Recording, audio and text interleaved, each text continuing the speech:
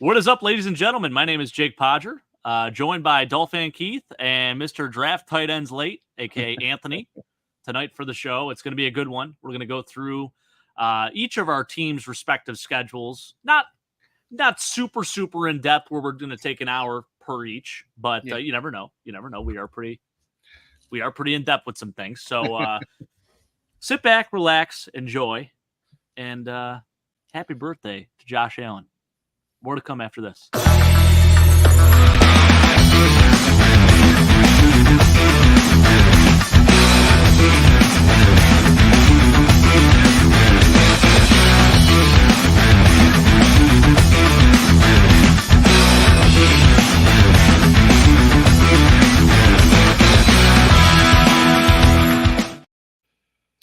Well, hello, everyone. We're excited for tonight's show. It's going to be a good one. We do not have Chris on, and I know I've said that for the last few shows. He's finally going to get his laptop figured out, I think. We're going to cross our fingers. Let's say a prayer for him. And while you're there, also wish my guy, Josh Allen, our Lord and Savior, a very happy birthday. 28 big ones today. It's a beautiful day. Anthony, or Keith, rather, before the show was saying he was hoping he was actually turning 37, so he's closer to the end of his career. But I'd say he's got a good 10 years left in him, unless he decides to hurdle too many more dudes and injure himself running the football. Hopefully that's not the case. But Josh Allen, baby, 28 big ones. What a day. What a day. Glad that we could celebrate together as a unit here. So last week, guys, the AFC – well, I guess the entire NFL schedule was dropped. And most notably, I mean, we got some big-time games here in the AFC East. Jets are starting off on prime time against the 49ers.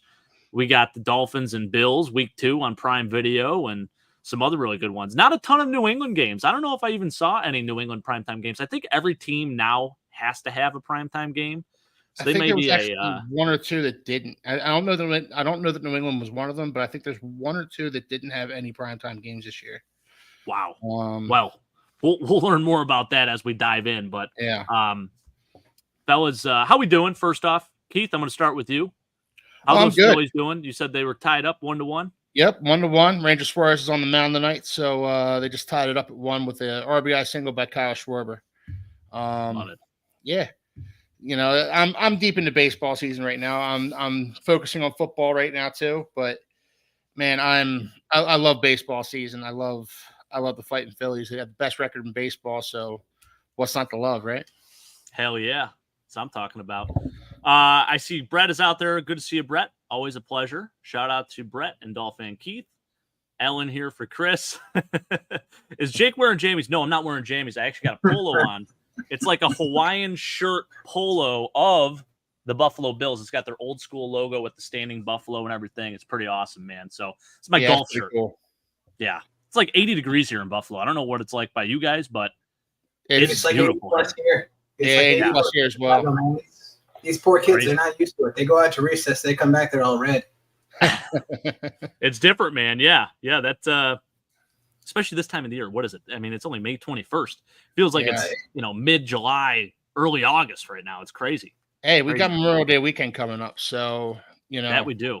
The unofficial start of summer, and it's feeling like it out there. I can't say I love it.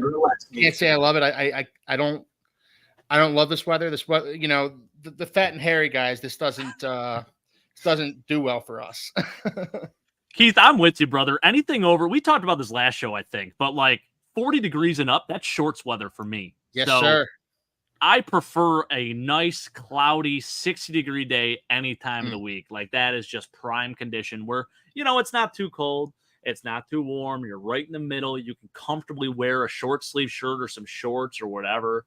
You're not, you just feel comfortable. That's where it's at, baby. We keep my house right now is at 64 degrees.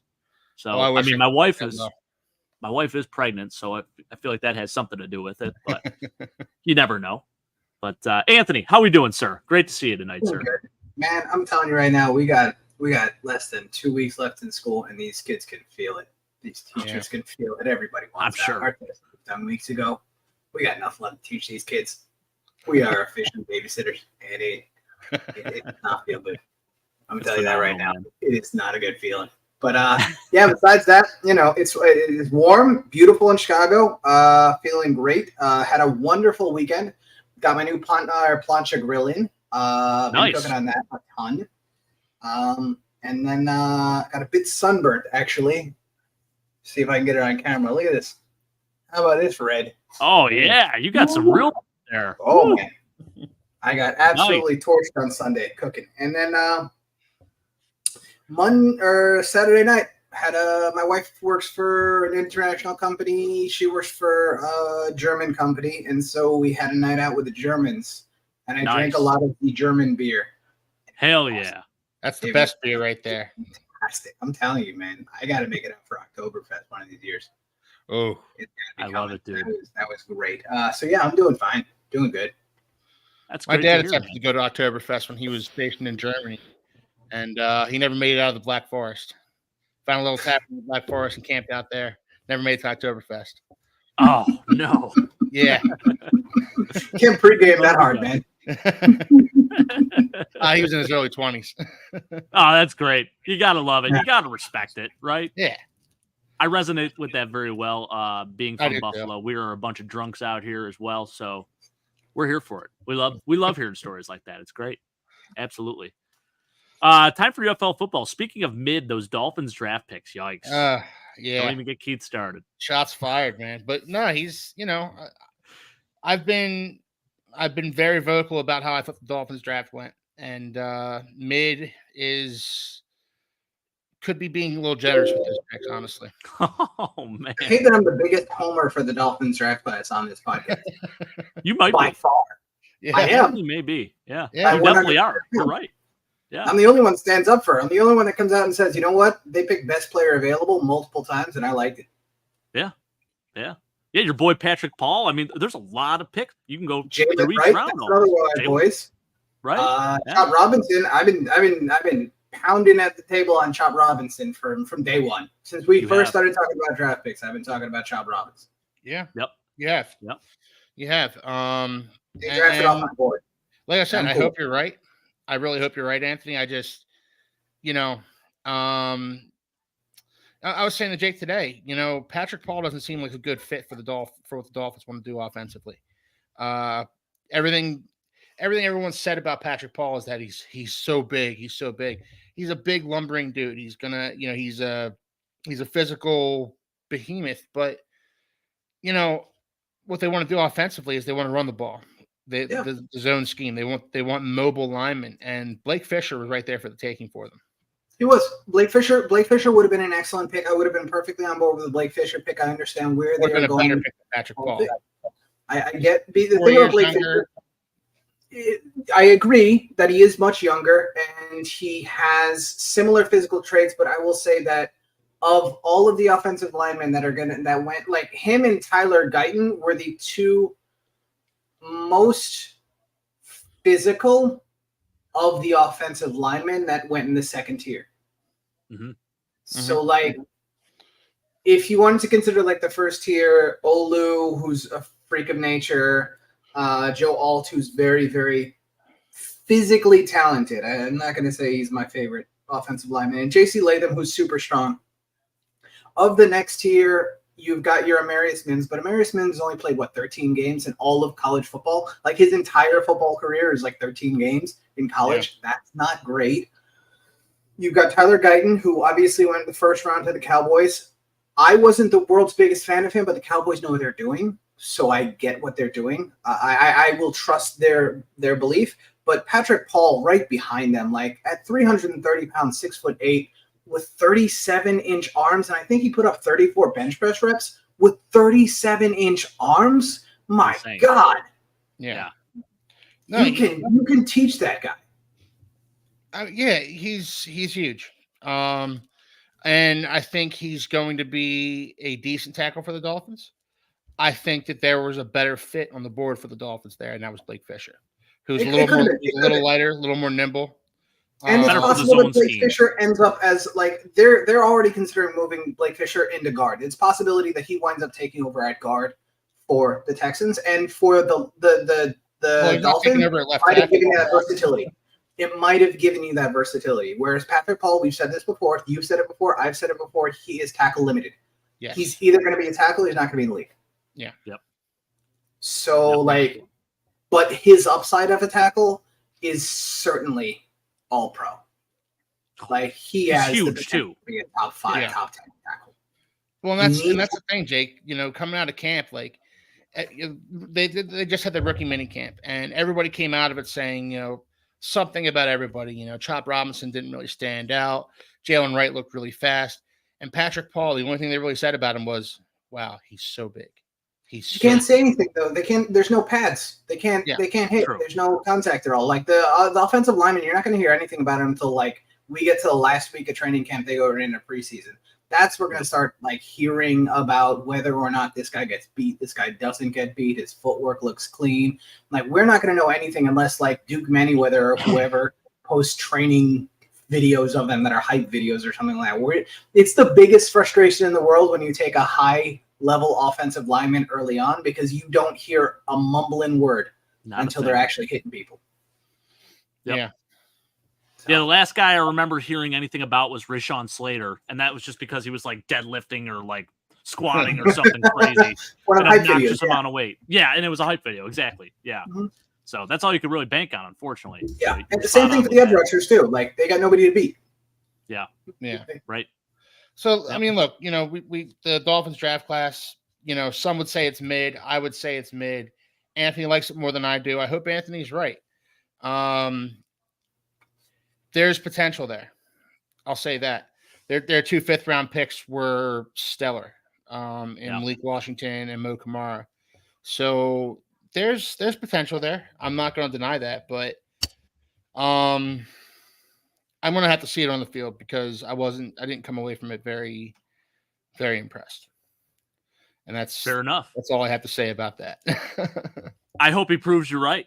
Yeah. I don't normally say that, but I do. Yeah, shout out to Mrs. Podger. Absolutely. I mean, Mrs. Podger's my mom. Mrs. Podger's also my wife, and she just had a birthday over the weekend, guys. So she is a your wife or your mom? Which one? My wife. Okay. My mom's birthday's in a couple months. Yeah. Okay. I should have definitely clarified. Just had a birthday. Just turned 31. Big ones. She is a couple months older than me. She's a cradle robber. So. Oh man. Yep. So how far along are you guys? We're almost a month out from having this child. June 27th is the official due date. So, yeah, still don't have a name. So if you got names out there, any boy names, send them my way because we're just clueless. We're playing this game. It's like this app. It's called a baby name app. I forget the actual name of it, but it's like Tinder for baby names. You're just swiping right, and whatever you match on, that's the name. Like, you could look at the names that you match on. So pretty wild. I've got a suggestion. Tua. Hold on, I have a better one, more appropriate. Orenthal James. Oh, that would be something. That would be great. Man. Yes. You talk about setting the tone. Anthony wins. Juice Podger. Yeah. Hey, right? I love that. This is great. Time for UFL football, aka Battlehawks. Thank you so much for being out there, sir. Always good to see you. Roy, great to see you, sir. Spencer Brown is tackle only, in my opinion, and so far so good. Don't lose hope, Keith. Yeah, he just had his best season as a pro this past year. Although there was something that just came out. He just had shoulder surgery, so hopefully it's nothing too serious. But I'm also hoping that Spencer Brown isn't the blueprint here because Sean and I were actually talking about this earlier with Spencer Brown and Austin Jackson. Like, it took 3 years, legitimately 3 years, for both of those guys to finally find their footing in the NFL.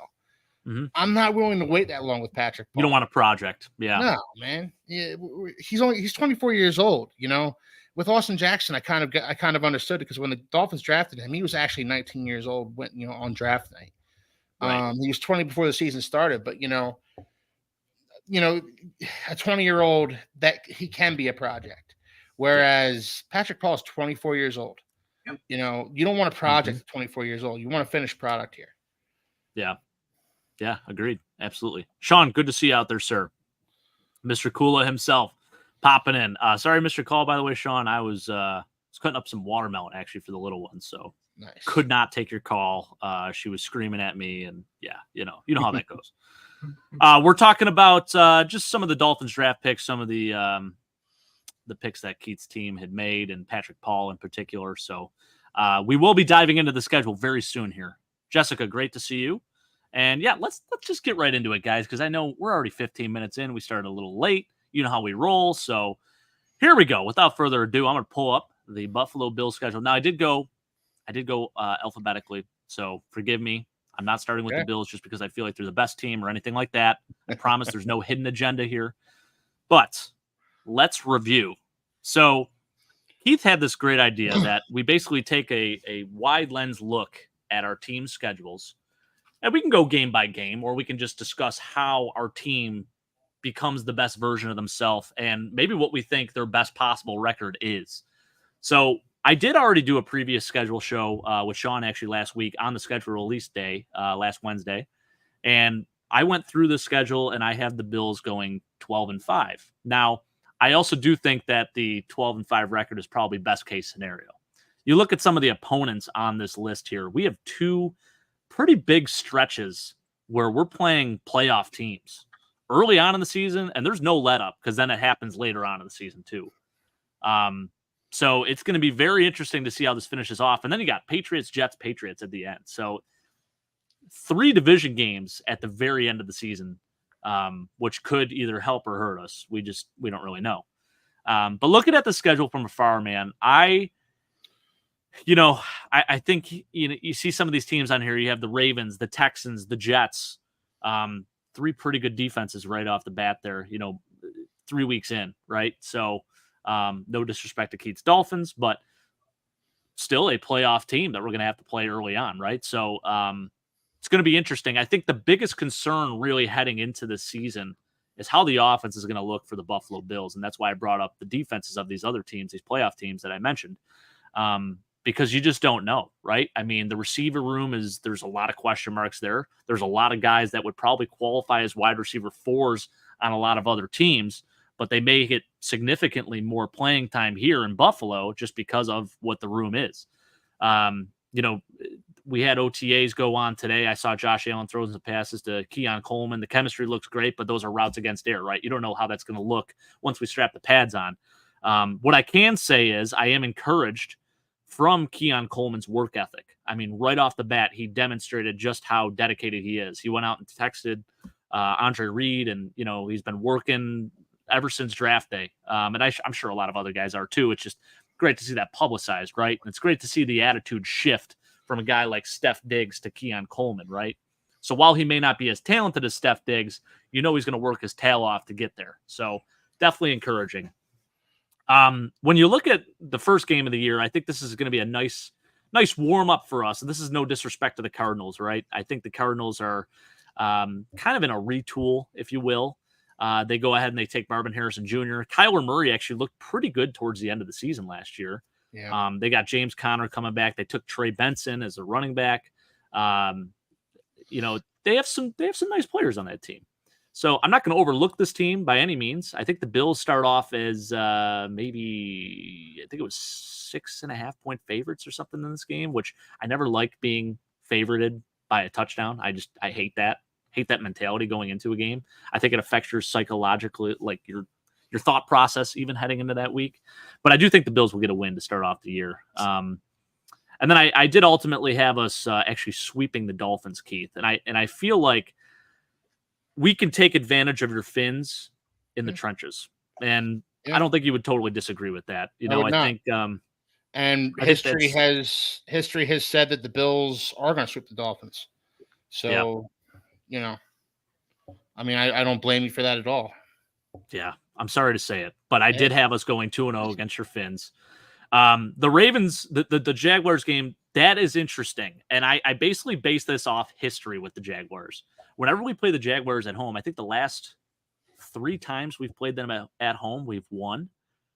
So good history there. I know the Jags are kind of flying under the radar a little bit. I mean, they brought in some nice weapons. They got Gabe Davis, Mitch Morse, so 2 players from the Buffalo Bills. They did get rid of Kelvin Ridley, but they ended up drafting Brian Thomas Jr. Trevor Lawrence going to be healthy this year, hopefully. Travis Etienne, nice running back there. So they have some really nice pieces. And then didn't even really talk about the defense, right? I mean, they got some studs on their defensive side of the ball. They got the other Josh Allen, who has definitely gotten the better of our Josh Allen the last few meetings. So I think this is going to be a good game, but I had the Bills also pulling this one off by like a field goal. But then we go to Baltimore, and man, Baltimore's tricky. I think this is an AFC Championship contending team. What they have done, I know they lost Anthony Weaver to your Finns, yep. Keith, but I think they are just so well built. They're really well coached, and this is going to be a gut check for the Bills. And I think a lot of people are going to be a little upset after this game because we're going to lose this one, and it's going to be a rough go. So prime time as well, so it's going to be on full display, and this is going to be the first. I'm not going to even say that. I don't think it is the first real test because I feel like the 2 games before this are going to be tests as well. But being on prime time, Sunday night, definitely some more spotlight on it. So probably end up losing that one. Then we go play Houston. That's the Stephon Diggs reunion game, which will be interesting. And Houston, man, they're young and upcoming, right? So that's going to be a game that I feel like it could go either way. I think this is going to be a game where you just see who can score the most points and maybe a shootout. And you just got to hope for the best and utilize every single weapon possible on offense that game. Use every portion of the field throwing the football. And your Jets, Anthony. I had us splitting with the Jets. I always feel like, I don't know what it is, but you guys definitely have a little bit of an edge when it comes to like Josh Allen and baiting him and making him do stupid things. Josh Allen like things. And I say that like in a good way and a bad way, right? Because there's some really good stuff, and then there's some stuff where you're just left scratching your head, and it's like, is this guy really an all-pro quarterback or is he a high school quarterback, right? Like, just dumb decisions at times. And I always feel like it happens against the Jets. So I actually had a splitting against them. So we could just call that a 1-1 series, if you will. Sure. Titans are an interesting team. They got a new coach there, and they lost Derrick Henry. It's going to be Will Levis's team now moving forward. They signed Tony Pollard. They got Calvin Ridley. They got D-Hop coming off a 1,000-yard season. They got some nice young talent there, Peter Skoronski, and they took J.C. Latham, and there's a lot of interesting young talent there. But I don't know if they're quite ready to be a playoff team right now. So I feel like the Bills should end up with a win here. So I'm gonna give them a win there. Seattle, we're going to the West Coast for this one. They have a really good receiving core. They could potentially exploit some of our secondary. Not sure who's going to be playing quarterback at this point. Is it going to be Geno Smith? Is it going to be Sam Howell? That's going to be an interesting storyline. But again, this is a team with some nice young firepower on offense. Kenneth Walker and did they take Blake? No, Blake Corum's on the Rams, right? Who did they take? Who's their running back? Well, I know they have Kenneth Walker. They have someone else. Zach Charbonnet as well. Yeah. Yes, you're right. Yep. And then defensively, I mean, they got some really, really nice secondary. Reek Woolen's an absolute stud. Talk about a dude that was drafted late and turned into defensive rookie of the year candidate. 7 interceptions his rookie year. Guy's incredible. Forced fumble, 2 touchdowns. Yeah, I mean, incredible. And then they've got Witherspoon in the slot. Devin Witherspoon the year after. Decent. Yep. So like the team's pretty well built. I think that they've drafted very well in the last 2 years. I do too. I could see this one going either way.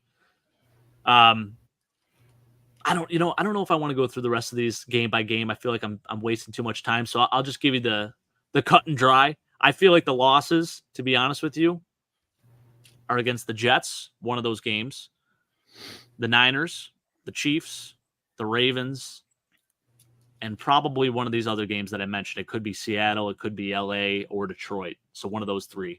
But I think at best here, we're going to see the Buffalo Bills go 12-5.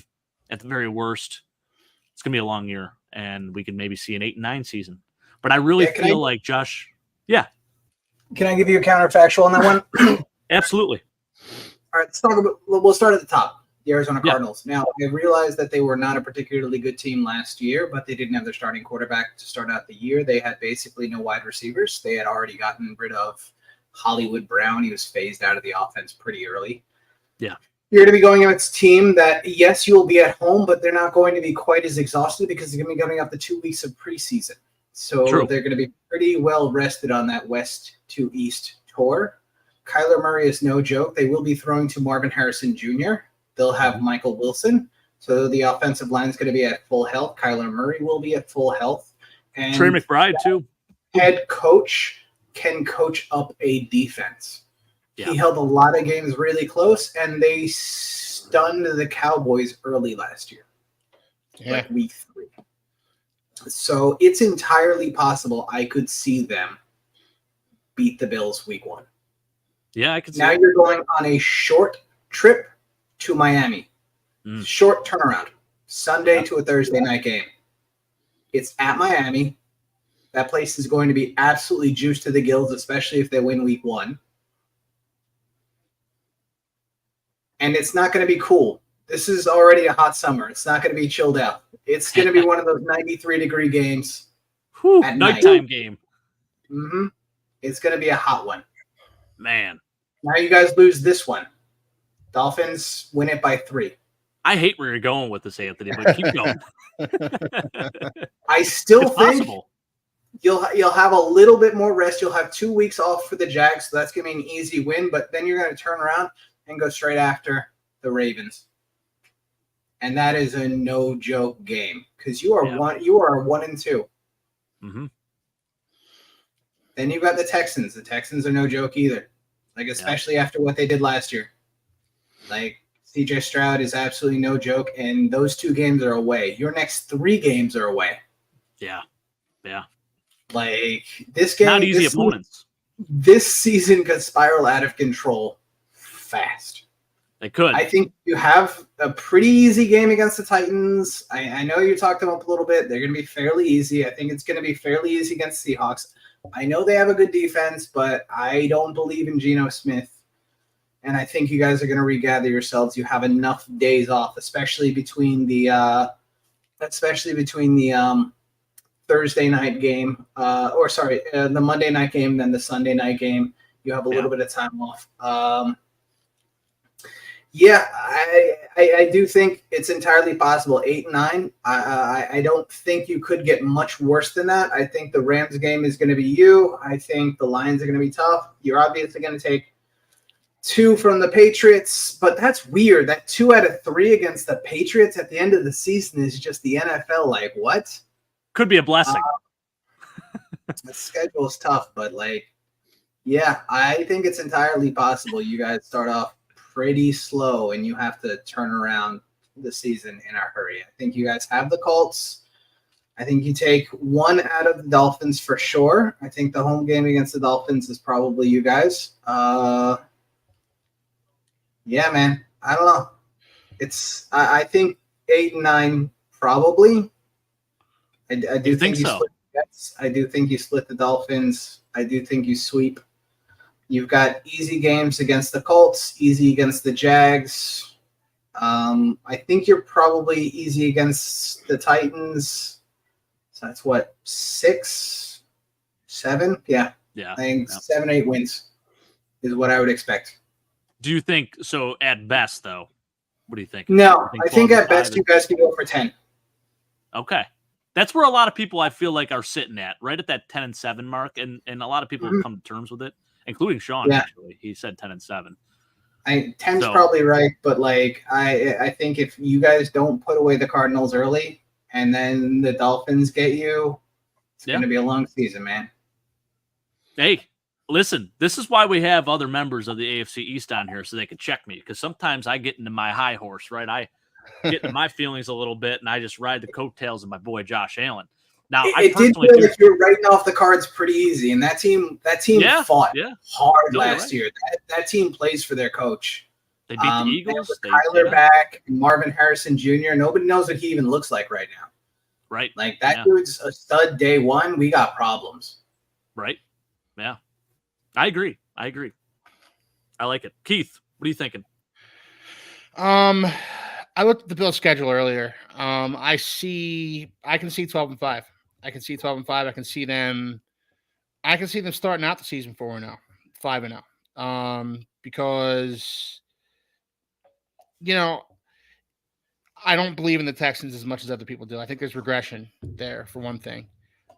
So in the first 5 games of the season, I see them going maybe 4-1, and then maybe a loss to the Jets away, win against the Titans, win against the Seahawks, win against the Dolphins, home game, win against the Colts, and and then you got the Chiefs 49ers, maybe 1-2 against them, win against the Rams, lost against there's an avenue here for the Bills to go 12-5. There's an avenue here for the Bills to go 7-10, 8-9. Yeah. There really is. And Anthony does bring up a really good point about the Cardinals, that this is not a team to sleep on because they do have a lot of talent.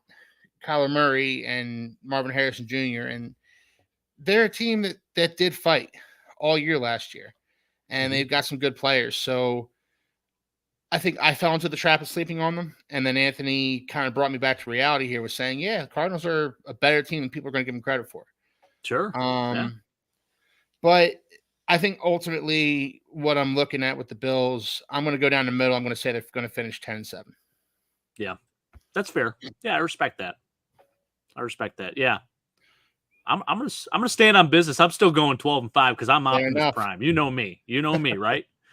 And I truly do think, guys, I really truly believe Josh Allen alone can get you 8 wins. And I know, I'm praising this guy, but I've seen the good and the bad, right? And I think this dude can will us to some win. He did last year, right? So that's my saving grace here. I know the receiving core is not what it was, right? But it also could be a good thing. Those first 5 games that you guys have, 6 games even that you guys have, are against some absolutely brutal pass rushes. I know. It's you're damn right about that. The Cardinals are no joke. They can get after the passer. The Dolphins are absolutely no joke. They can get after the passer. Josh Allen, Trayvon Walker are no joke. Yep. The Ravens, the first 6 teams you have are absolutely nasty at getting after the passer. And so I'm expecting that if you guys are going to win early, you're going to lean very heavily on the run. I'm okay with that. I'm okay with protecting Josh if we have to and running the football with James Cook. He's a Pro Bowl running back. Guy had 1,000 yards last year. He did some great things. We got Ray Davis in the draft. For sure. The offensive line played very well last year. There's some question marks now at the center position because we got Connor McGovern shifting over from left guard to center. Hopefully that changes once camp starts. We have Cedric Van Pran Granger as our starting center. Shift Connor McGovern back to left guard. That's the hope for me. But you had no injuries last year on the offensive line. That's true too. It's two guys getting nicked up early on in the season, and that first turnaround Sunday to Thursday. Yep. I know. It's scary. I will say I do like the depth pieces that we added. We did bring in, specifically on the offensive line, we brought in Will Clapp. Lyle Collins is a backup tackle. Got some other guys too. Lyle hasn't played in 2 years. I know. But I'm banking on him now being super healthy because he hasn't played in that time span. So that's where I'm coming from. He's good for depth. I'll say that. Yeah. Used to be good for depth. Well, I guess we don't. Yeah, we don't know what version we're going to get, right? Yeah, we don't know what he is now. From the league, and it's not like anybody was rushing to sign him. Right. We all year, every fan base was like, "We just go get Lyle Collins. He's out there. Go get Lyle Collins." There's a reason the NFL just did not touch him for the entire year, despite the injuries. Yeah. Yeah, it'll be interesting, guys. Definitely. I want to go to the chat quickly, and then we'll move on to the next schedule because I know we want to be sure that Keith can actually do his schedule because I know we always run over, right? So let's do Keith Roy, next. He will be next. You're right. Roy says that's a tough call for me because with all the new faces, if he twisted my arm, I'd guess 10-7, possibly 11-6, best case. That seems to be a lot of people's thought process. I don't think people are ready to write the Bills off as like a non-playoff team, but they're definitely adjusting the expectations. They don't expect this team to be a 13-win team or anything like that, even a 12-win team, except for me, apparently. So Jessica saying Kyler's too small, and with all the leg injuries, I'm sure he has lost a step. I don't know. I didn't see that at the end of last year. He looked good. There was kind of looked like that MVP version that we saw, when he was clamoring to be MVP of the league when they started off, 10-0 the one year, a couple of years ago. I mean, when he had DeAndre Hopkins, when he had weapons, like that dude was absolutely terrifying. Yeah. And now he's got Marvin Harrison. And, we saw towards the end of the year, all he had left at the end of the year was Trey McBride. And that dude looked real. That dude looked like an actual NFL tight end. So, he's legit, man. Trey McBride, maybe Mike Wilson becomes a decent number 2 wide receiver. They still have Greg Dortch. That guy's a decent slot. I like Greg Dortch. They have a ground game. They have invested in an offensive line. That team is going places. I know they only had 4 wins. Sean is worst 4-win team in history. But, let's be clear. A lot of those losses came with them not having their starting quarterback for 75% of the season. Right. Nobody's winning a lot of games with Josh Dobbs and Clayton Tune. Nobody's saying that version of this team is what you're facing week 1. That's brutal, man. Josh Dobbs and Clayton Tune. It is wild. It's a hard knock life. Mike, good to see you out there, sir. Being one of the oldest fans besides Roy, I'm not sure how you can think this team can get to 12. So many changes. Mike, give us your prediction on that. I wonder if I don't know if I saw it in the comments there, but Sean said 10-7 as well. Between the Finns, Jets, and Pats, 2 losses at least, maybe 3. I could see it. I mean, I could definitely see us splitting with both the Finns and the Jets. I think we pick up at least 1 win against those teams, just because it's division games. You never know what's going to happen, right? Let's see. Sean saying Jets beat us 3 times in 6 years, and everyone's worried about them. One of the losses. Yeah, a totally different team though when we had Matt Barkley out there. But I will say it's weird. That first initial game against the Jets, we can't put up. I mean, we can't do anything. Josh Allen struggles for whatever reason, and it's that second game we find ourselves in last year. I mean, it was a blowout game, so I don't know. Maybe it happens again this year. Could be interesting. Not knowing how this offense look, what the safety room is going to be, I think 10 or 11 wins. He put up 50 on the Jets. Yeah, he did. That's very true, Sean. A lot has to gel early. Tariq Woolen was robbed Defensive Rookie of the Year for sure. Devin Witherspoon last year. Yeah, I mean, they got some dogs. Yeah. I think we go 3-14 as well. Oh, jeez. Yeah. Let's see what else here. Avoid the clap. Jake Nuts saying 12 wins, but let's not get crazy. The Cardinals. I don't know. I like what Anthony was saying. I think you cannot just can't really overlook any team. Not this year. But I definitely see your point just because of how they looked towards the end of the year last year. Hot take, Bills sneak in with 10 wins. Don't take the Jets for granted. 2 wins, but play well in the playoffs for once. Bills get the tiebreaker. Jets miss the playoffs. Dolphins make the wild card. Wow. Some bold claims. Let's move on to that Finn schedule. Shall we? Here we go. All right.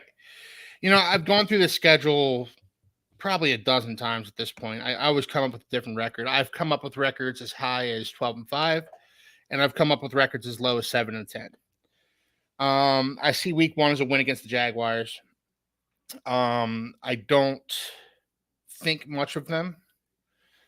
I don't think much of anybody in that division, honestly. The AFC South, and I think the Jaguars might actually win that division by default, and I am including the Texans in that because I think the Texans are due for regression. I think C.J. Stroud still hasn't gotten his welcome to the NFL moment, and I think that's coming. And I think so. But I do think the Dolphins come out week 1, beat the Jaguars. And I'm going to say the Dolphins are going to lose to the Bills in week 2. They don't beat the Bills until – I'm not going to predict the Dolphins are going to beat the Bills until they actually go out and beat the Bills. And, they beat them in week 2 a couple of years ago in the Miami sun. Bills are in the sun, Bills are in the sun the whole day. Dolphins are in the shade. And the Dolphins barely pulled out a victory. I'm going to go with a loss in week 2 to the Bills. I'm going to go with a win against the Seahawks in week 3, win against the Titans in week 4, win against the Patriots in week 5. I have the Dolphins starting out 4-1 going into their bye week. Oh, you're probably feeling great. I am. I'm feeling good about that. But this is not the first time I've seen a fast start by the Dolphins. So I have to temper my expectations here a little bit. And then coming out of the bye, I see a win against the Colts and the Cardinals and another loss against the Bills. So that puts us at 6-2.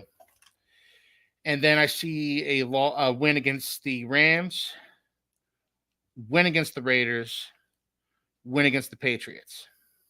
For those of you keeping score at home, that's 9-2. And then we have the gauntlet to end the season. The gauntlet that always seems to be the Dolphins' Achilles heel. Every season, the Dolphins go into the final few weeks of the season, and they're just limping. And they're losing games that they should win. They're losing games that they should lose.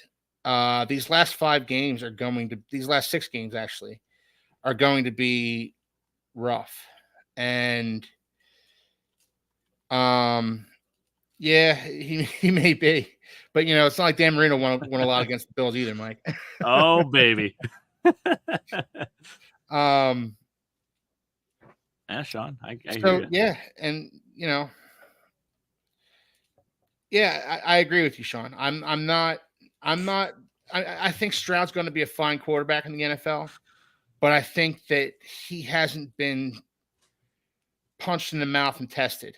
And he made some throws last year that I thought he's not getting away with that next year. There were a few times where he, float a lame duck up there and would somehow end up in Nico Collins' arms. And he's not getting away with that stuff next year, not in my opinion. But getting back to the Dolphins schedule, they're 9-2 right now. Their only 2 losses this season have been to the Bills. I think that's a very possible scenario, but for the sake of the show, let's just say they lost that Rams game or they lost the Seahawks game. All right. So instead of 9-2, they're 8-3. These last 6 weeks, I want to see the Dolphins go 3-3. I'm not saying they will go 3-3, but this is what I want to see from them. I want to see them get 3 wins against these teams. The Packers on Thanksgiving night, get to ruin my Thanksgiving. The Jets at home, Texans away, 49ers at home, Browns away, Jets away. I'm not going to go through those games and predict victories. I'm just going to say if the Dolphins want to kind of get that monkey off their back, kind of move past this narrative they can't win during the latter portion of the season, they need to go 3-3 in these final 6 weeks. I'm not saying they will. I'm kind of doubting they will. I'm kind of seeing, gun to my head, I'm seeing 2 wins here. But I want to see 3 wins. And I want to see them go into the playoffs. That'll put them at 11-6. And I don't know if that's going to be enough to win the division because I don't know what the Jets are going to be yet this year. And I've said this before. The Jets, to me, are just a complete mystery team. They can be 13-4, and the wheels can just totally come off of that team so easily, in my opinion. So, So I don't know if 11 wins is going to be enough to win the division for the Dolphins. I'm inclined to say no, it's not. I'm inclined to say the Jets are going to go 12-5 or 13-4 and win this division. And I think the Bills, the more I look at it, the more I see the Bills kind of taking a step back here a little bit. So it's fair. Yeah. So put me down for 11-6 for the Dolphins. I like that, Keith. And that's optimistic because if they go 2-4, they're going 10-7 and probably, backing their way into the playoffs for the 3rd straight year. How about this question from Roy Keith? Did that debacle against Tennessee last year have you hesitant this year? Absolutely, it did, Roy. 100%. That debacle against Tennessee, the absolute curb stomping they took at the hands of the Ravens, and the loss of the Bills. The Dolphins have not finished off any of their seasons strong. and they need to change that narrative this year if they just for their own psyches, for their own mindsets moving forward. They need to just get that monkey off their back. And I think 3-3, just getting 3 wins out of this gauntlet of a schedule, that'll help kind of just help them to move forward and, kind of get that demon away. Yeah, get the monkey off the back a little bit and monkey off the back. Just rid you of the curses that were of last year and previous years, right? The sins of seasons past. Yeah. This is what they need. They need 3-3 at the end of this season. I don't know how they get it because I'm hoping they split with the Jets. I really am. I think they beat the Texans. And then, the Browns are tough. 49ers are obviously going to be tough. The Packers look tough again, I'm hoping for a split with the Jets and maybe a win against the Texans and the Browns, something like that. I think your playoffs really start once you go and play the Packers on Thanksgiving. Like, Agreed. At that point, you need to be like every single game. I mean, obviously you want to win every single game regardless, but playoff mode starts then because they have to somehow break this curse. I could definitely see, I 100% agree, Keith. I think 9-2 is very doable through those first 11 weeks. And really, I mean, 10-2 it would be coming into Thanksgiving. I think it's very, very doable. Yeah. But it's that last stretch where it's going to make or break whether you win the division. And you want to be hosting a home playoff game, plain and simple, right? So, and I think it can be done. I see a scenario where 12 wins is very, very viable. I mean, if you win 2 of those last 4, that's very doable. I think it. God willing, everyone stays healthy, of course, but I can see it. I honestly could see 13-4. I really could. Based on how your schedule is aligned, you could split with the Jets there. I think and this is something we talked about. This is something we alluded to earlier, Jake, where it's the Dolphins. Are they built for December and January football? Are they strong enough in the trenches? Because those are the teams that win December and January. The teams that are strong in the trenches. Are they strong enough in the trenches to win in December and January? Win that Thanksgiving game against the Packers? This is going to be their true test. There was a 5-game stretch prior to that gauntlet for the Dolphins last year where they played like the Jets, I think twice, and the Raiders and the Commanders, and then the Titans. They choked that Monday night game away against the Titans. And I said, I want the Dolphins to go 4-1. I will allow for a loss to the Jets, and I want the Dolphins to go 4-1 in that stretch. They did. But that Titans game just left a bad taste in their mouths. And the Titans dominated them on the line at the line of scrimmage. And then the Ravens just came and beat the bricks off of them. And that's when things just kind of went off the rails. And I mean, everybody knew, they were going to lose to the Bills. That was a rough game. Okay.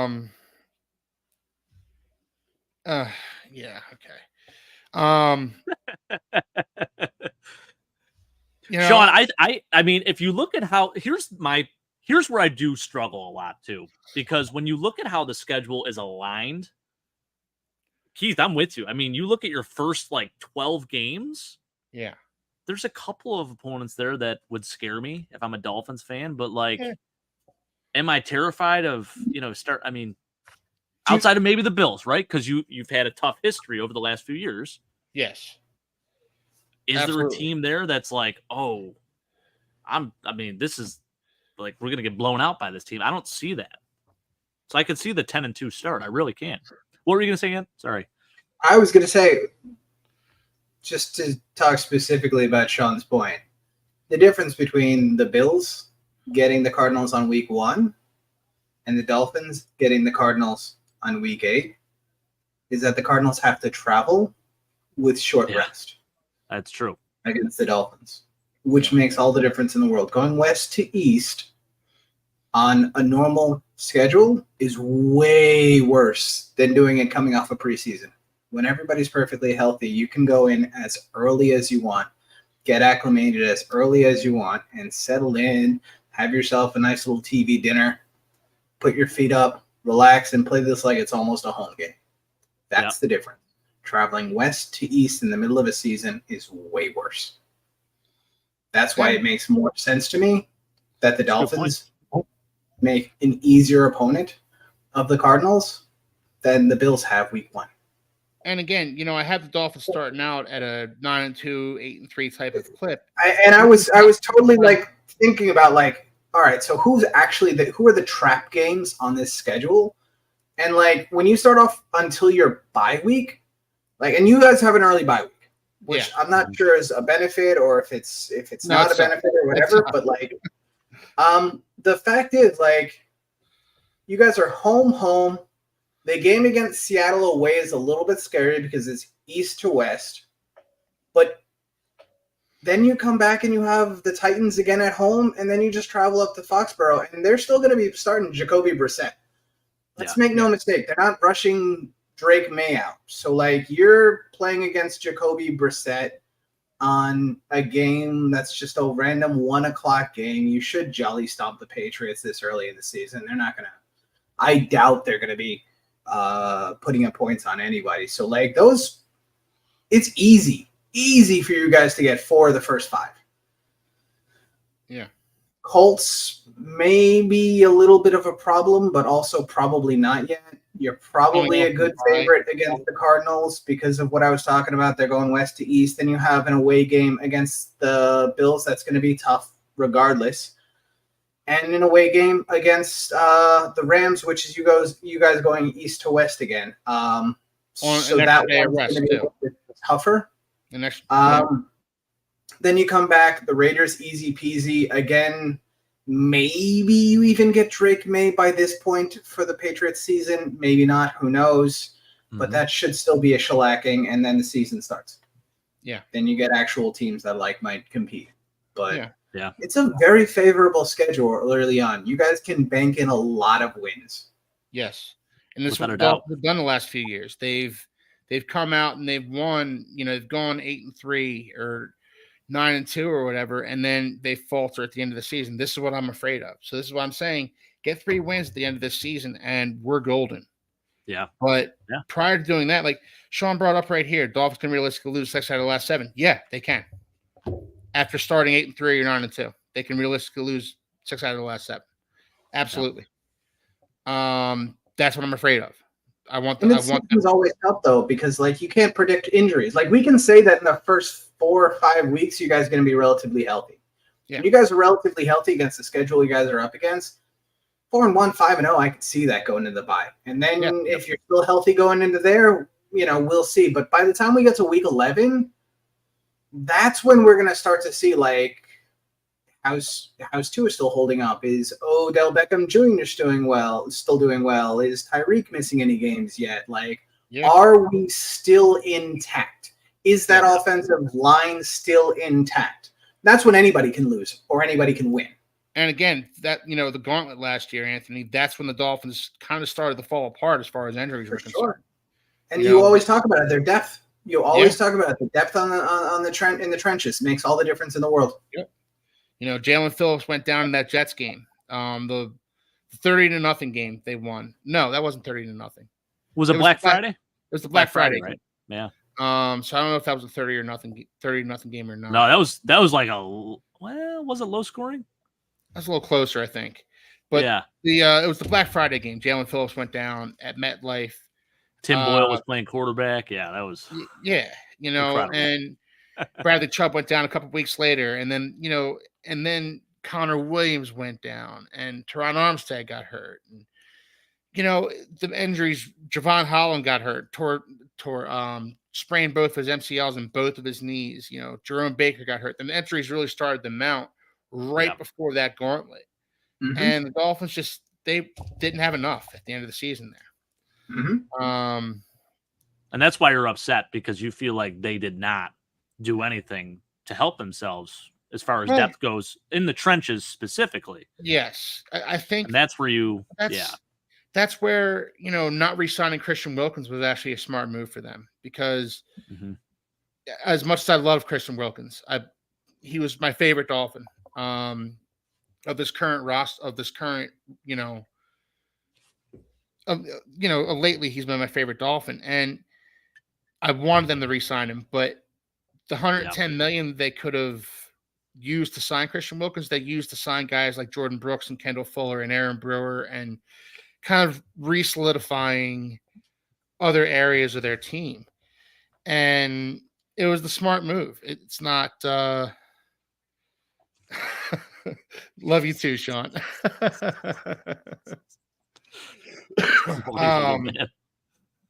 But yeah, it was a smart move. And this is, so the depth was a problem last year, and it's still going to be a problem this year, but it's actually less of a problem this year if you get right down to it. I think the Dolphins really saw that their depth was lacking last year, and they took steps. This doesn't happen overnight, but they took steps this offseason to try and alleviate that a little bit. Yeah. Yeah. I agree with that. Yeah. Except for the trenches, like you said. I mean, that's the big even the question trenches, mark. But even the trenches, Jake, there's a ton of depth. There's just not a lot of high-end talent like there was last year. Yeah. Like they got rid of Robert Hunt, and in Robert Hunt's stead, they have, 3 or 4 guys who can play right guard instead. None of them are going to play nearly as well as Robert Hunt, but they can all play the position. Mm-hmm. Same with center. They have 3 or 4 guys that can play center. None of them are as good as Connor Williams, but they can all play the position. Whereas last year it was like, okay, Connor Williams went down. Well, Liam Eichenberg took a couple snaps in the preseason at center. Let's see if he can do it, And it turns out he couldn't. Yeah, right. Yeah, that's fair. I feel that. Let's see. What's Sean saying here? He said, I love you all, though. Great panel. Always full of smart, football-loving. I appreciate that, Sean. Thanks, brother. Thanks, man. Need that. Yeah. I resemble that comment. Just bench Armstead for the first 7 games, so the 10 he plays are at the end. No, that doesn't work, Sean, because he'll still get hurt. he'll get 3 games into that 10-game stand, and he'll get hurt. Done. Yeah. He's so damn good if he's healthy, though. That's the thing. He is. He's a game changer if he's healthy, but you can't count on him, and I'm not counting on him anymore. Actually, when the Dolphins first signed him, I thought, well, he's never going to play a full season. He hasn't played a full season yet. Right. And I guess this is why they drafted Patrick Paul. This is why they re-signed Kendall Lamb. And again, this is the depth I'm talking about, where they have they have a bunch of guys who can play the positions and maybe do so competently. Mm-hmm. Yeah.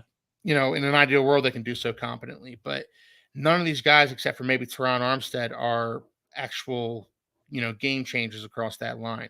Same with the defensive line. Yeah. They replaced Christian Wilkins with guys like Tyir Tart, Neville Gallimore, and another guy, Jonathan something. Jonathan Hankins, did you guys bring in? No, not Hankins. No? Jonathan, I forget the dude's last name, but they replaced Christian Wilkins with, a bunch of dudes who are never going to be as good as Christian Wilkins. Those guys combined aren't as good as Christian Wilkins. But they can all play the position, and they can all do so hopefully competently. Jonathan Harris is who you're thinking of, by the way. Jonathan Harris. There we go. Yeah, I was at the tip of my tongue. I'm like, wait a minute. Yes. It's an H. It's not Jonathan Hankins. From Denver. Yes. Yes. And, Harris is a decent player. Tyir Tart's a decent player. Neville Gallimore, kind of a bust with Dallas, but maybe he can revitalize his career with Miami. Yeah. Depth. That was the theme of the offseason for the Dolphins. And I don't think they've achieved it fully just yet, but they've taken steps to get there. And hopefully when they get to this gauntlet, these last 6 games here, injuries are going to happen. Injuries are going to mount, hopefully they have enough depth to kind of stem the tide a little bit, because they're going to need it.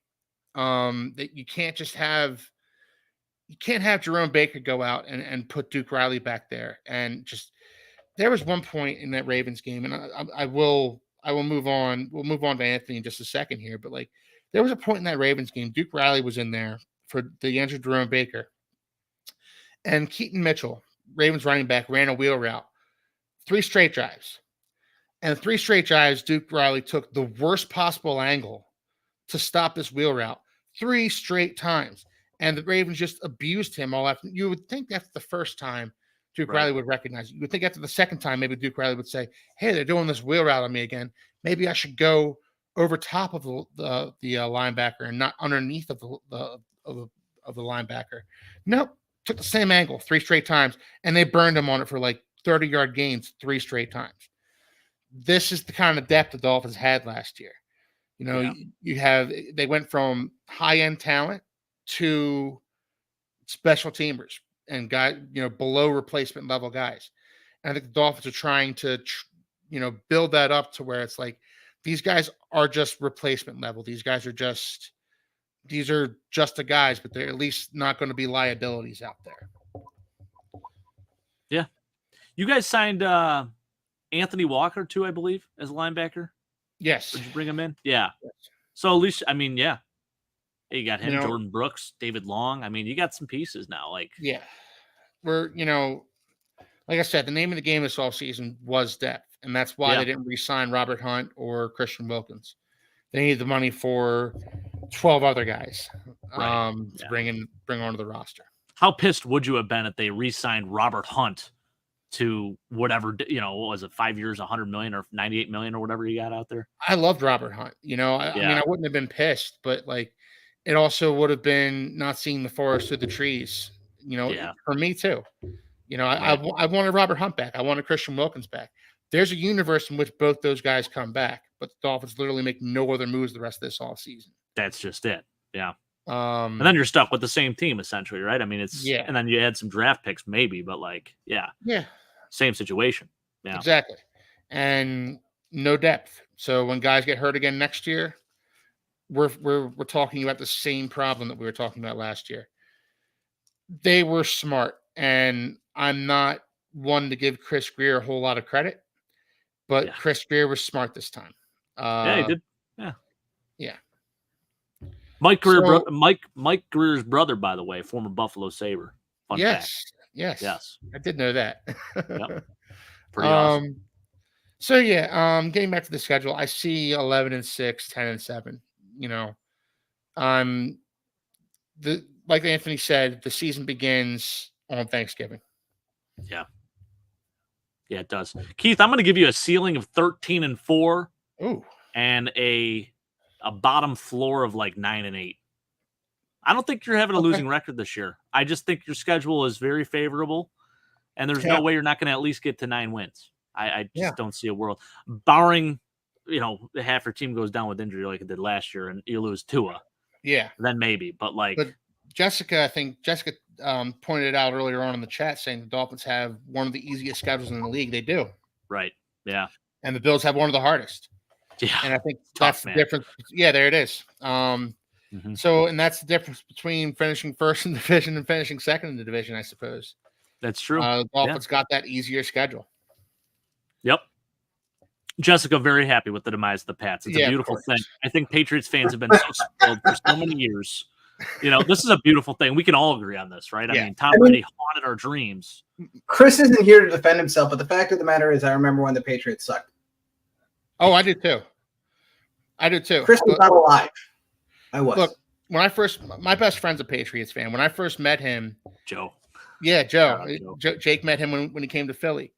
My best friend's a Patriots fan. When I first met him, we were in middle school, and I said to him, "So you're a Patriots fan? Well, you like football? Yeah, I like football. What team are you a fan of?" I said, "I'm a fan of the Dolphins." Okay. And I distinctly remember saying this. I said, "What team are you a fan of?" He says, "I'm a fan of the Patriots." And I said, "Oh, that sucks." I remember saying this to him. And that's because at the time, the Patriots were bad. They were a hapless football team. And it less than 2 years later, they started going on their run. And he has been impossible. He's been impossible to be friends with. We gotta get Joe on the show at some point here. Yeah, it'd be great. I think he'd love to do it. Yeah. That's hilarious. Scott Zolak, Drew Bledsoe. I mean, you can name some of and Drew Bledsoe was good. He was a good quarterback, but before Tom Brady, they were going through quarterbacks, quite frequently outside of Drew Bledsoe, of course. He was like their constant up until Tom. But it's crazy, funny man. because like Drew Bledsoe was like one of those guys that we remember was good, but like by modern standards, he'd be like barely a backup in the NFL these days. Like we're talking about barely 50% completion percentage for most bricks of his for feet, career. couldn't move. Yeah. Like 18 touchdowns to 15 interceptions got you a Pro Bowl. A lot of interceptions. But he had an arm, man. He had a house. He still had some numbers. Yeah, he still put up some decent numbers. I mean, he played for a lot really of long picks. time. Yeah. Drew had I know with the Bills, I mean, he had the Bills franchise record for passing yards up until Josh Allen came here in a single season. He threw 4,000, it's like 4,200 yards or something his first year. 4,300 yards. But yeah, I mean, you look at some of his Patriots years, just pulling it up here. High 50s for his completion percentage. His best year was probably a 94, 4,500 yards, 25 touchdowns, 27 picks, though. So, John Kitna, that's what comes to mind. Off the top of my head, I feel like his first year, though, as a rookie, and he was like a top 5 pick or something. He was number 1 pick. Number one. Like 49% overall completion. Or he completion did. Like that. 49.9. Yep. Yeah. It's nuts. It's a different NFL back then, man. It was. I mean, yeah, the completion percentage was definitely not as high. His career completion percentage, 57.2. But final numbers, 44, 611, 251, but 206 interceptions. So, a lot of picks. Totally different totally different NFL. That's why I really drives me nuts when people like start tweeting out like, comparing Troy Aikman to like Terry Bradshaw too. Like comparing Terry Bradshaw. You compare Terry Bradshaw to Jameis Winston. Oh man. And Jameis Winston looks like the far superior player. But back in the day, Bradshaw first 5 years in the league, Terry Bradshaw versus Jameis Winston. We should do these. We should do these little battles on this show, like gridiron matchup. Jameis Winston most inappropriate player comparisons. That's definitely a thing we should. Steve Grogan, great name, Jess. Love that. Heck John Hanna. Another good one. Incredible player. Yes. But they went Mosi Tupu.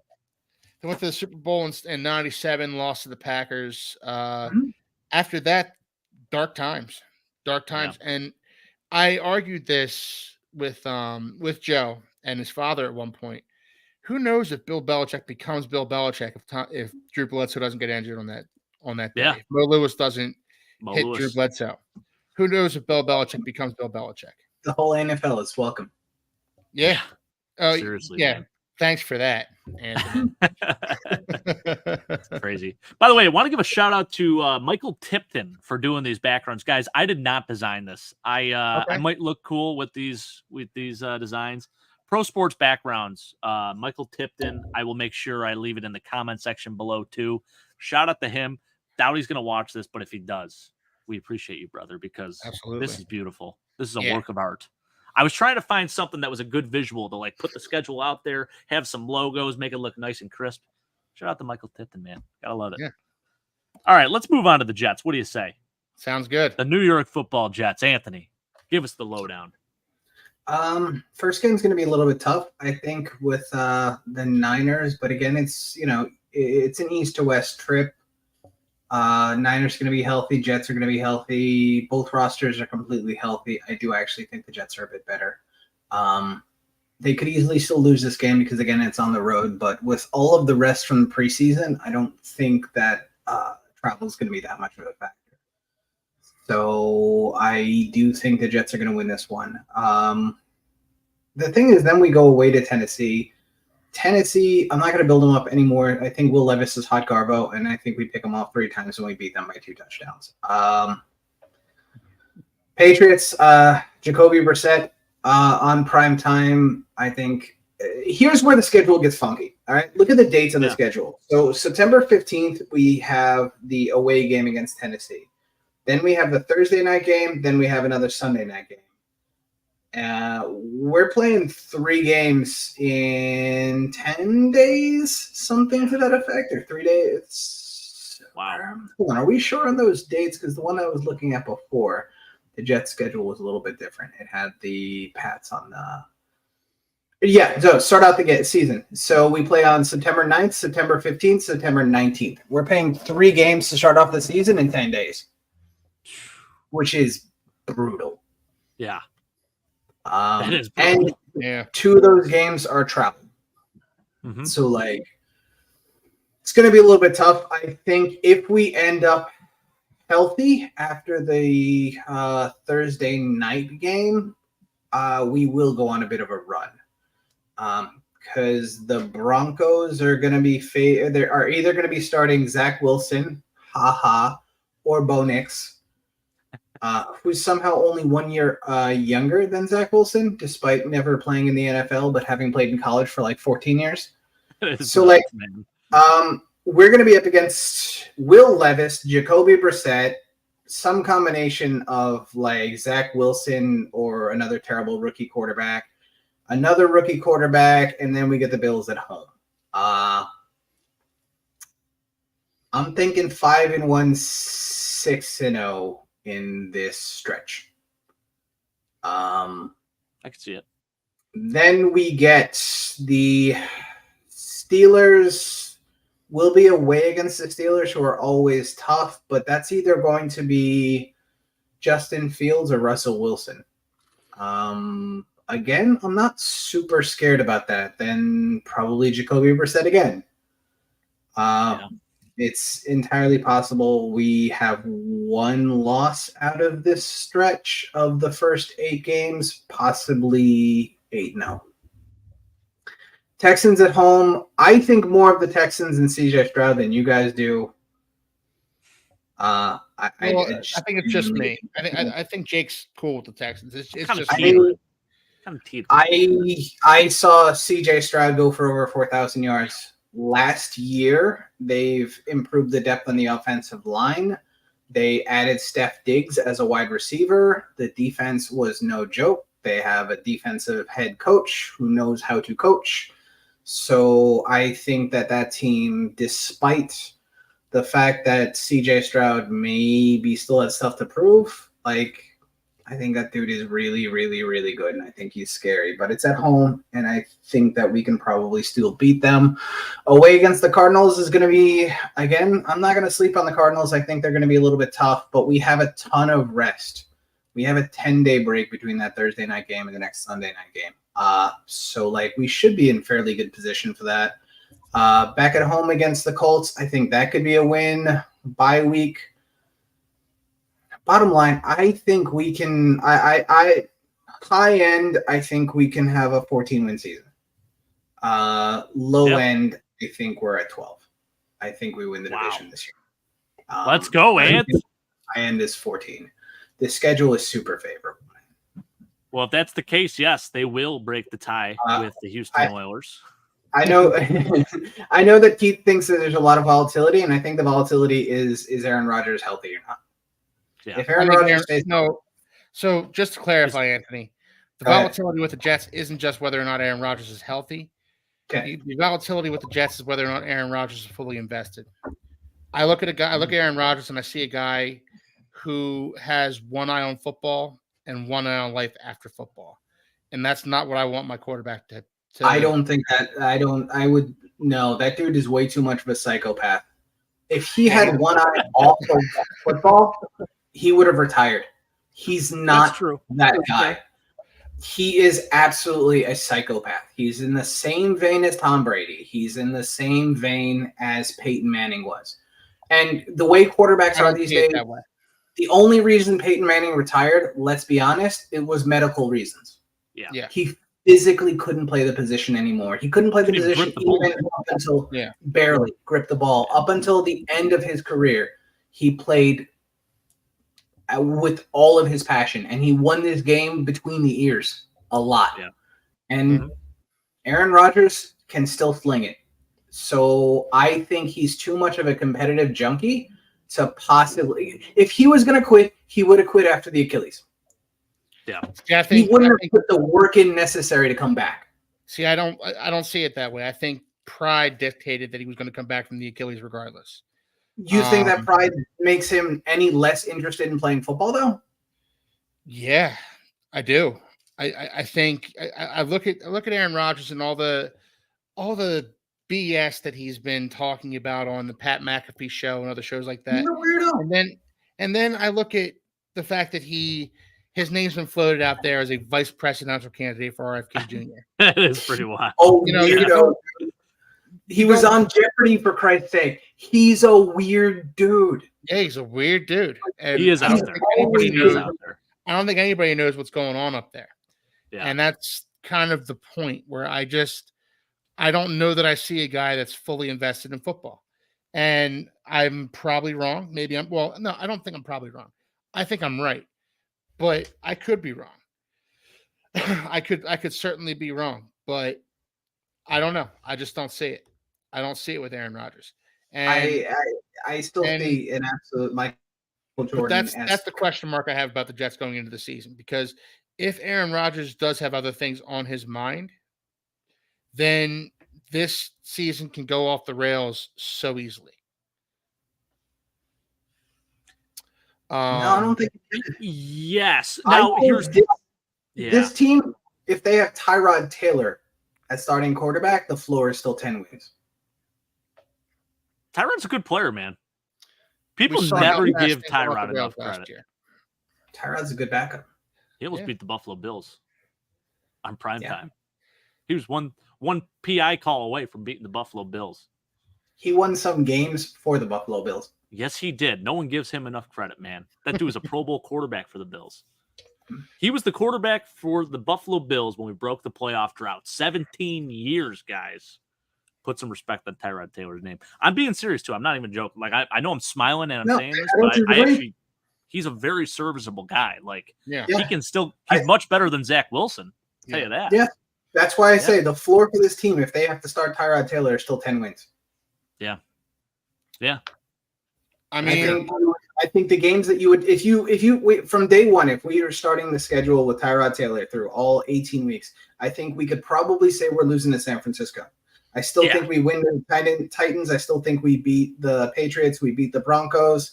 I think we beat the Vikings. I think it's going to be tough against the Bills. They probably win. It's going to be tough against the Steelers. And then we win again against the Patriots. Tough. We win this one. We win the Colts. We have the bye. We're at home against the Seahawks. We probably win that one. And we're already at like 8 wins. 7 wins. Look, I'll just say this, Anthony. I think the Jets are going to win the division this year, too. And I said that during my segment. Yeah. I think the Jets are going to win this division, too. But there's a universe in which the Jets, to me, even more so than the Dolphins, are a team that's kind of teetering on the edge here. And it's not going to take much to push them off of it. And I think the floor of this team is still their defense. Mm-hmm. And with Zach Wilson not throwing 3 interception games, with the offensive line not being completely decimated, with having some semblance of a passing game to keep a defense honest, I still think the floor of this team with Tyrod Taylor is 10 wins and maybe second in the division. You guys have weapons too, like Breece Hall. Like, you drafted Braylon Allen. You got Malachi Corley. You got Mike Williams. You got Garrett Wilson. Like, you even took a tight end. You took Theo Johnson. Or no, not Theo Johnson. Who did you take? Was it? No. We didn't take a tight end. You did not take a tight end. No, we had Ruckert from a couple of years ago when we still have Conklin. That's right. And we had Zach Hoots that we took in like the 7th round of last year. Like, this team is deep. It's deep on the offensive line too. Like, if Tyron Smith goes down immediately, we drafted Olu Fashanu for a reason. Mm-hmm. Yeah. Morgan Moses hasn't missed a game in like 3 years. Yeah. Like, he's one of the most durable tackles in the NFL. And even if he does, our backup tackle, Carter Warren, we drafted him 2 years ago. He was solid last year. He wasn't amazing, but he was fine last year. We have depth on the offensive line that we didn't have even last year. This team is and we were a scary team for teams last year, even with Zach Wilson starting. I think that this team is probably good for the division, and I think that with a healthy Aaron Rodgers for the course of the season, we're probably closer to 14 wins than we are to even 11. It's fair. It's a lot of wins. It is. But look I mean, you look at your schedule. I know it again. Yeah. I think it sets up very much in your favor. Like, you're going to win the games you're supposed to win. And even if Aaron Rodgers is the version of what he was his last year in Green Bay, you have a major with a broken thumb and rookie receivers. A broken thumb and nothing but rookie receivers. And you're guaranteed probably at least 3 more wins than what Zach Wilson would give you. Yeah. At least. So, I mean, and I know people have their feelings about A-Rod, but as a football player, you got to admit the guy can sling it. Even still, I still think he's one of the most talented quarterbacks I've ever seen play the game. Yeah. It's wild because the quarterbacks are playing so long now. We're expecting them to drop off like they used to. But, like, the great ones can play almost into their 50s at this point.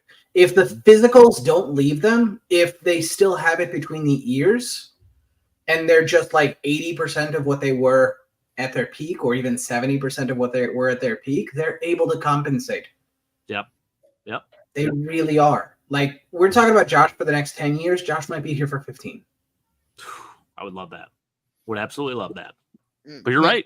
Don't put that in the universe, Anthony.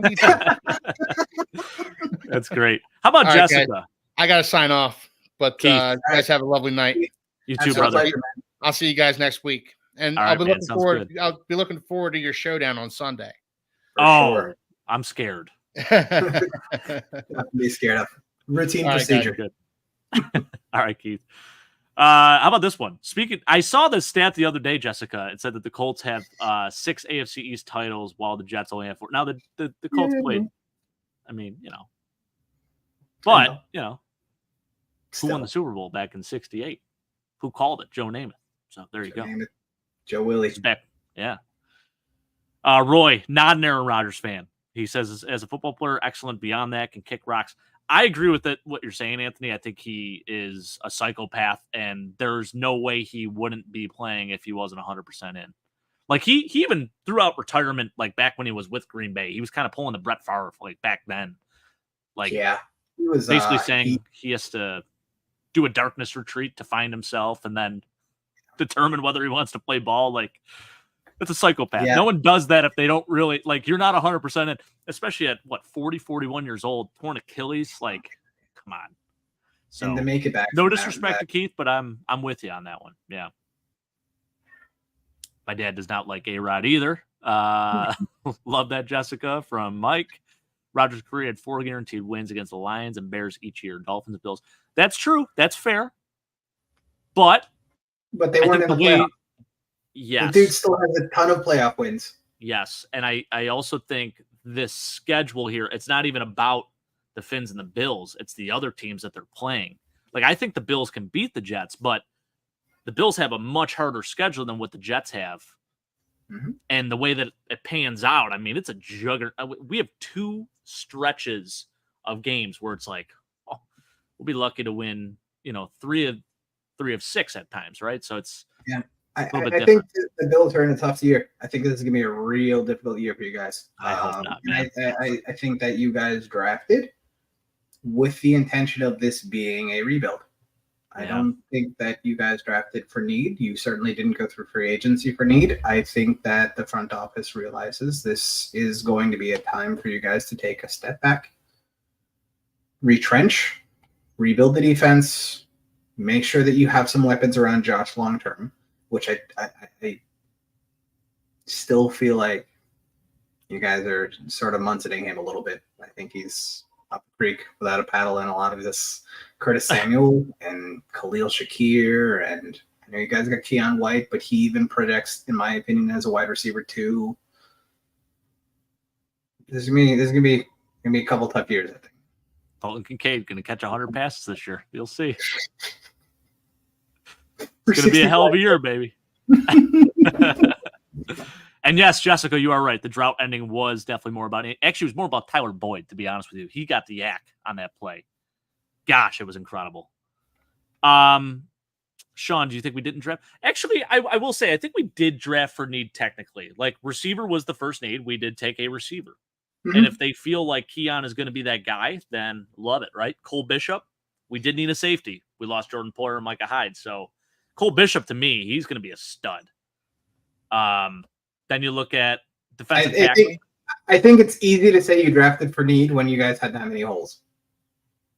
I think I see that draft as more BPA, and you sort of BPA for need-ish, but like I don't think you guys drafted specifically for need. It felt like you guys were drafting off of these are who you guys felt were to fill gaps. To fill gaps. That's fair. That's a fair statement. Yeah. I actually liked our draft. I will say, for the most part, I actually felt pretty good about it. Now, I wasn't overly thrilled about the Keon Coleman pick at first, just because I was Xavier Leggett. Like, that was my guy, and we had a chance to take him. And on top of trading with the Chiefs, we then didn't take Xavier Leggett. And I mean, my heart hurt that day. So I think we made up for it with our other picks, and got some really good value in the 5th round in Javon Solomon and Cedric Van Pran Granger. So I'm here for it, baby. It's going to be good. And I'm standing on business, Ant. I don't think it's a rebuild year. I think it's a retooling. And I think we're going to find ways to use these weapons. We're going to use every portion of that field, whether it's Dalton Kincaid, Curtis Samuel. And I know, kind of rolling your eyes at the Curtis Samuel, Keon Cole, they're not your household names. But Curtis Samuel did have his best year as a pro under Joe Brady with Carolina in 2020. He had over 1,000 total yards, 800 plus receiving yards, 200 rushing yards. So I'm encouraged by the production there. And honestly, I feel like Joe Brady was limited when he was the Panthers OC. Like, Matt Rule was kind of micromanaging there. So I'm optimistic, baby. Cautiously optimistic, but I'm optimistic. So let's ride. Jessica says, the Bills are finally Allen's team. Think you do not know how much that will mean. He will be completely bought in. I'm looking forward to see. I mean, you can already tell. You look at what these players are doing during minicamp. He's already got secret handshakes with all the receivers, which you love to see. I believe, I just read this, the MVS signing happened. So Josh Allen had him over for dinner, and they talked through it, and MVS is like, I'm signing here. So I guess Josh wanted MVS too. So the fact that he handpicked Keon Coleman and then apparently he wanted MVS, like, we'll take it. I'm going to trust in 17. Like, he's the guy throwing the football. So if you want him, you go get him, right? So that's how I'm feeling about it. Mike says we drafted a whoop the Jets. Mike is I love it, Mike. And that's another good point too, Jessica. I mean, I think this offense is going to definitely run the football a lot more, and people don't want to hear that because it's not the sexy thing to do. But if it's efficient and it can work, why not? Let's do it. Let's make it happen. So, yeah. Anthony, as far as your Jets go, looking at your schedule, honestly, I for sure can see 12 wins here. I don't see it being any worse than like 9, and I think that's if Tyrod Taylor is starting. Like, it just aligns very well. Like, I feel like you guys are, you probably are the team to beat in the division. No offense to Keith's Dolphins. It's New York Jets, and we'll find that out on Sunday too. Yeah, like we are the most complete team in the division. Yes, hands down. And I actually think you had the best draft, to be honest with you, out of the division. Like, you guys did some nice things. I love Malachi Corley, love Olu. Braylon Allen was a nice pick too. I mean, you guys did some things. So you got some weapons, you got some depth. It's impressive. Yeah. So it's a good draft. But, what do you say we move on to those Pats? Let's do that. Oh God, we haven't even started the Pats yet. You're right. I know. This is going to be interesting. Can't we just say 0-17 and just like end the show now? That would be pretty good. That would be 0-17. What do you think? 0-17 guys. They went 16-1 or no 16-0, 18-1, right? Yeah. Back in 2007. So let's revert that. Let's go 1 and it would be 1-16. Let's have fun. Let's look for the win on this schedule. Yeah, that's a better idea. Let's see here. Who? At home against the Texans is maybe the earliest possibility, and I don't think that that's happening. Yeah. Yikes. Away against the Titans, maybe. Maybe. Yeah. Maybe. Will Levis is terrible. Will Levis You're will not a throw Will a Levis game. guy, huh? Yeah. But like he does have DeAndre Hopkins. Didn't they sign somebody else too? Yeah, Calvin Ridley. Yeah. Tony Pollard. So, Decent. I mean, Nice offensive line in front of him. Oof. It's a good question. The Colts? Maybe. I don't. If Anthony Richardson did not have like 9 The concussions Colts are- again this year, Yeah. the Colts are being freaking slept team. on. Right. I'd be scared. Yeah. Like with AD Mitchell now, like Right. Michael Pittman, Yeah. Josh Downs, Yeah. Yeah. like that team is like scary, and people aren't really talking about him. But like that Jonathan team Taylor. Jonathan Taylor at running back, like, and Good offensive Anthony line. Richardson, who was absolutely a nightmare He was. as a rookie. Played. I don't think they're easy. Like, what's away against the Cardinals? We were just talking about that. It's a tough team. If Kyler Murray is still healthy, December 15th, it's a tough matchup, man. Yeah. It's a tough matchup. I think because the NFL is the NFL, like there's going to be some games that are just total surprises out of nowhere. For sure. But we're just we're predicting. We can't predict for surprises. That's a surprise. I don't even know what the surprise game would be. I just don't feel confident about any of these games. Like I don't see The it. Bears? Maybe you got to bank on a rookie quarterback. Williams terrible. Rookie quarterbacks are always crap. Yeah. I think the Titans, the Bears, and maybe the Cardinals. They string And together. those 3 places I could see a win coming out of. Same. Yeah. I mean, This is a 2-win team, maybe 3. Maybe I'm 1. with you. Maybe not. It's just a Let's bad say- football team. yeah, geez. Let's say 3-14. We'll give them wins against the Titans and Bears. Are feeling really good back to back. Then they get smoked by the Rams, and then they get a late Week 15 win against the Cardinals. Wow. I mean, do they have a shot against you? January 15th? Maybe you we're guys are sitting, playing guys. playoffs, Yeah, maybe. You know, like if you guys are in that like 9-win-ish window, week 18, do they show up? lost to them last Maybe year, sneak so one off against you? never say never. Yeah, It's a division.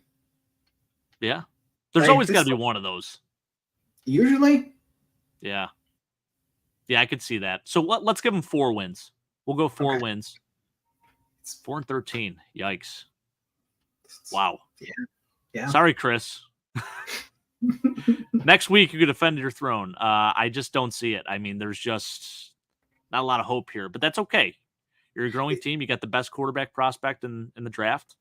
You know, Am I crazy thinking that they actually have the second hardest schedule in the division? no, I don't think you are. I mean, they have a tough stretch. I mean, you look at, the Starting start off of the as year. murderer's row.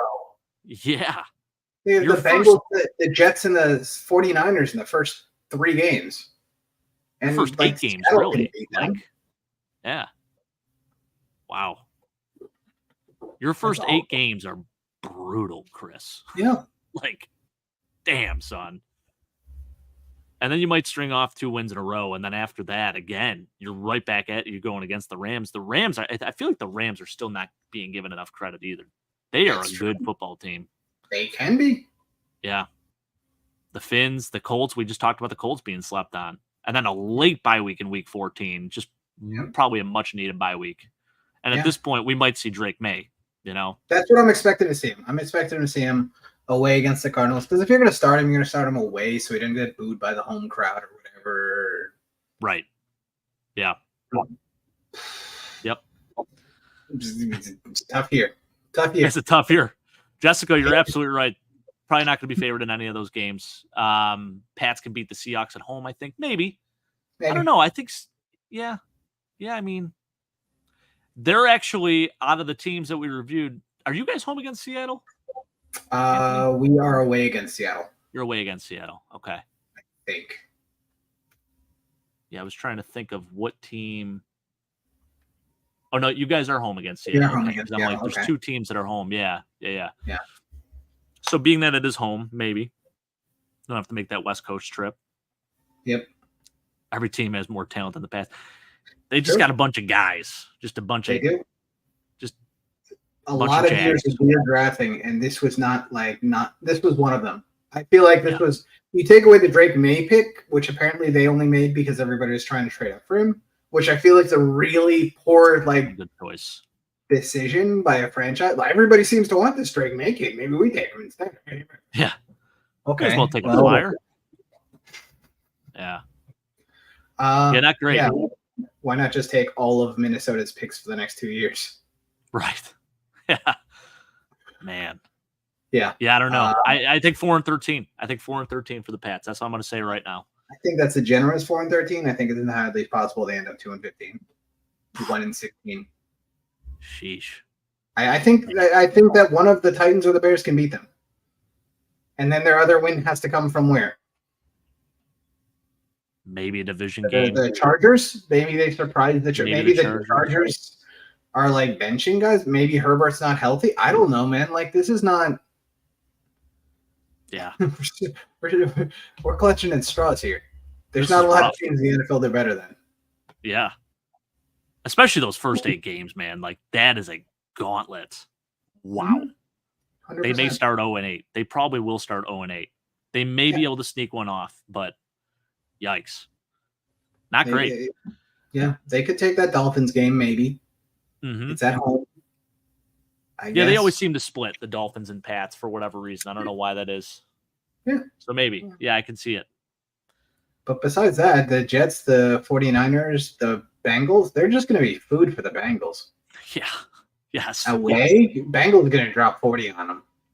They may, especially with Joe Burrow making his return. Like, that crowd's going to be nuts. And after the season he had last year, he's just going to – it's going to be a good week to start him in fantasy, daily fantasy. Oh, yeah. Yeah, if you have Joe Burrow on your dynasty lineup, make sure you start him that week because, I mean, why wouldn't you start him anyways? But, yeah, definitely. For sure. All right, well, 4-13. Hey, not bad. I think we honestly do. There is a potential to see 3 teams in the playoffs from this division. We may all just beat up on one another, but Anthony, I mean, out of the floor and ceiling, I think the Jets definitely have the best ratio there. I think you guys are in line to win at least 12, to be honest. Like, the Bills, I did say 12-5, but I am seeing a lot of the 10-7 and even lower than that. I still believe the Bills will be a playoff team. Now, I don't know if we'll be hosting a home playoff game. We may be going on the road, may dip out in the division round or the wild card. And I don't want to be saying this, trust me, but like, being realistic, just on paper right now, this is all we can predict. So it's going to be a hell of a year, man. I'm excited for it. And glad we got to do this show. Maybe next week we'll talk about the Impact fantasy rookies finally. What do you think? Sure. I'm happy to go into fantasy. I definitely want to start getting into fantasy stuff because, like, we're drying up on regular NFL content. I got my rookie draft or my rookie draft this weekend. So we got to do our rookie draft for our league. I know. We got to get on that, man. It's time. Definitely time. But to everyone out there in the chat, we appreciate you guys. Thank you for sticking with us tonight. It was fun. Anthony, it was a pleasure, sir. Likewise. Keith, thanks for joining us. If you're still watching out there, Chris, we will see you hopefully next week. Fingers crossed. And real quick, going to Jessica. She says AFC West will be much better this year with 3 great coaches. I can see that. Yeah. I think it's still somewhat of a weak division. I think the Chiefs are probably still going to run train on that division. But, yeah, you can see it. Probably a bad terminology used there. I think it's time to probably sign off now, folks. But, hey, we appreciate everyone out there. Thank you, as always. We will be live next week, 7:30. We got to change up that banner below. As always, go Bills. Anthony. Go Jets. Take flight. All right, guys. Take care. Have a great night. Thank you all. Go Bills.